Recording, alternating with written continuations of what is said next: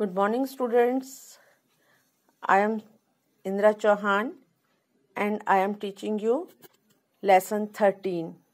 Okay पिछली lecture में मैंने आपको मोशन लेसन में काफ़ी कुछ समझा दिया था और जो अब रह रहा है वो आज समझा रही हूँ। ये देखिए लेसन 13 मोशन एंड टाइम। तो आज हमारा टॉपिक है सिंपल पेंडुलम का। ये this is the page number 146 of NCERT book science. Okay आपको ये दिखाई दे रहा है पेंडुलम, ठीक है।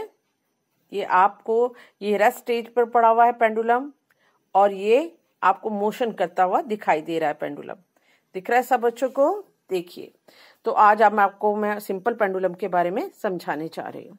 Okay A simple pendulum consist of a small metallic ball. जो सिंपल पेंडुलम होता है एक स्मॉल मेटेलिक बॉल रखता है। This is the metallic ball. इस मेटेलिक बॉल को आप क्या कहते हैं? बॉब। क्या बोलते हैं इसको? हम साइंस की लैंग्वेज में बॉब बोलते हैं इस मेटेलिक बॉब को। ये एक थ्रेड की हेल्प से ये आप देखिए ये बिल्कुल एंड में जाके हुक के द्वारा ऐसा लटका हुआ है, ठीक है।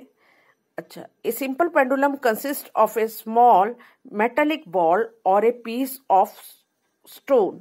बॉल भी लटका सकते हैं इसमें और एक स्टोन भी लटका सकते हैं। सस्पेंडेड लटकाना means from a rigid stand by a thread की हेल्प से लटका सकते हैं। इस मेटेलिक बॉल को क्या कहते हैं? बॉब। अभी मैंने आपको बताया है। The pendulum at the rest in its mean position. इस टाइम ये अपनी मीन पोजिशन पे, रेस्ट पोजिशन पे ये ऐसे होता है। अब हम इसको एक साइड लाकर फिर इसको दोबारा छोड़ते हैं तो ये अपने मोशन में आ जाता है। When the bob, this is the bob, ठीक है। When the bob of the pendulum is released after taking, ठीक है, it slightly to one side.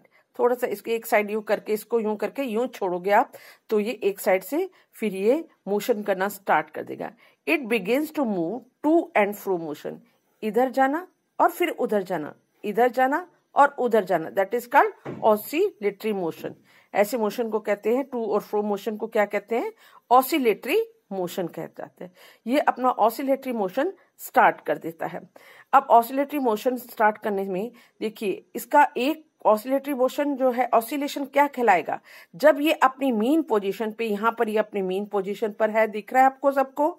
अब ये ए साइड गया, ठीक है, धीरे धीरे पहले धीरे धीरे आपकी एक साइड गया, ए साइड से फिर अपनी मीन पोजीशन पे दोबारा इधर आया, फिर ये किस साइड गया? बी साइड गया, फिर बी साइड से अगेन अपनी मीन पोजीशन पे आया तो क्या कहलाएगा? One oscillation. आई बात समझ? मीन पोजीशन से ए साइड गया, ए साइड से फिर मीन पोजीशन पे आया, फिर अपनी बी पॉइंट पर गया, फिर यहां दोबारा आया तो इसका ये कहलाएगा वन ऑसिलेशन।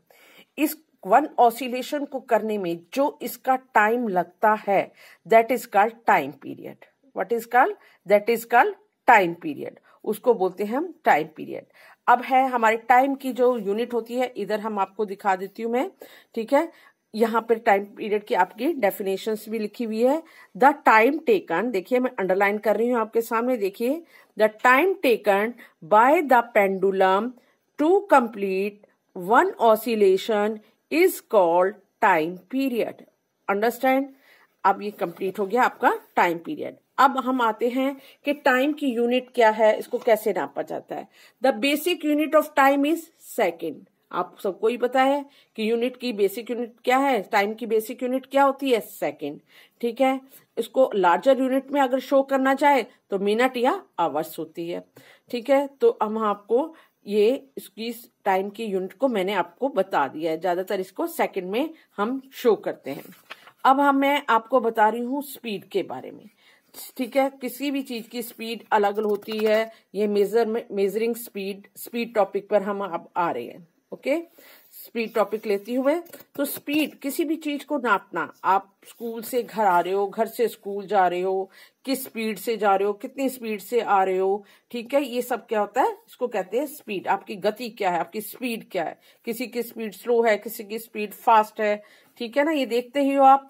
तो अब हम आ रहे हैं, ये पेज नंबर है 150। यहाँ पर देखिएगा सब बच्चों।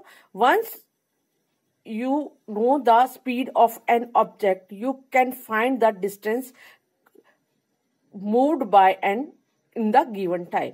हमें अगर किसी चीज की स्पीड ज्ञात करनी है तो हम देखेंगे कि हम उस गिवन टाइम में उसने कितना डिस्टेंस कवर किया है, तो वो क्या निकल जाएगी, उसकी स्पीड। स्पीड को निकालने के लिए हमें दो चीजों की जरूरत होती है, एक तो गिवन टाइम, टाइम कितना दिया हुआ है, और उस टाइम में वो कितना दूरी तय कर चुका है।